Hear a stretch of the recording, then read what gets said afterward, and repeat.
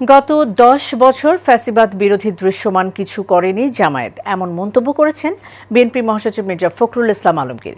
শনিবার সকালে রাজধানীর ডিপ্লোমা ইঞ্জিনিয়ারিং ইনস্টিটিউটে মৌখিক কেয়ারটেকার কল্যাণ পরিষদের আলোচনা সভায় এই মন্তব্য করেন তিনি। মির্জা ফখরুল বলেন, পিআর দেশের মানুষ বোঝে না, পিআরের সঙ্গে আমরা পরিচিতি নই।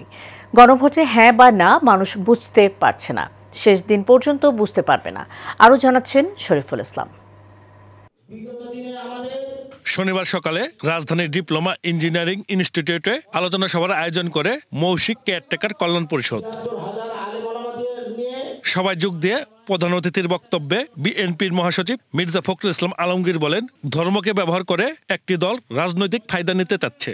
গত 10 বছর কিন্তু আমরা তাদের এই ফ্যাসিস্ট হাসিনাকে পরাজিত করবার জন্য ভিজিবল দৃশ্যমান কোনো কাজ দেখিনি। গণভোটে থাকবে আবার হ্যাঁ না। এখন গণভোটে নাকি 4টা প্রশ্ন থাকবে, 4টা প্রশ্ন একটা গণভোটের ব্যালটে।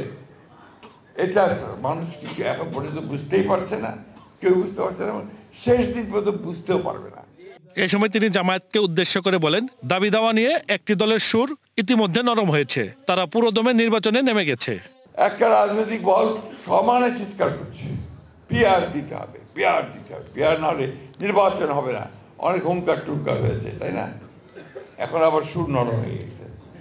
এখন দেখা যাচ্ছে নির্বাচনের জন্য সব চতুর্দিকে ডাকদৌড় চলছে, তাই তো? ধর্মকে ব্যবহার করে রাজনৈতিক ফায়দা নিয়ে নেওয়া, এটা কখনোই আপনার ইসলাম এই কথা বলে না। এদিকে রাজশাহী মহানগর বিএনপির নবগঠিত সদস্যদের নিয়ে বিএনপির প্রতিষ্ঠাতা জিয়াউর রহমানের সমাধিতে শ্রদ্ধা নিবেদন শেষে বিএনপির সিনিয়র যুগ্ম মহাসচিব অ্যাডভোকেট রুহুল কবির রিজভী বলেন, শেখ হাসিনার বিচার দৃশ্যমান করার দায়িত্ব অন্তর্বর্তী সরকার ও আদালতের।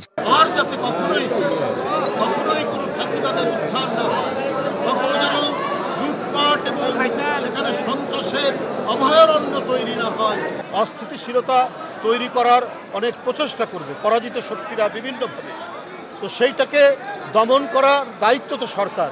সব কিছু করেই জনগণ যাতে ভোট কেন্দ্রে গিয়ে তার পছন্দ মতো ব্যক্তিকে ভোট দিতে পারে, সেই ব্যবস্থাটা দায়িত্ব হচ্ছে সরকারের।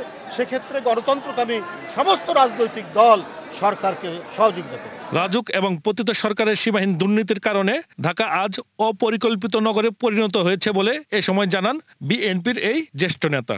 অনুমোদন ছাড়াই রাজুকের প্রায় 95% ভবন তৈরি হয় কি করে? Shariful Islam, Asian television, Dhaka.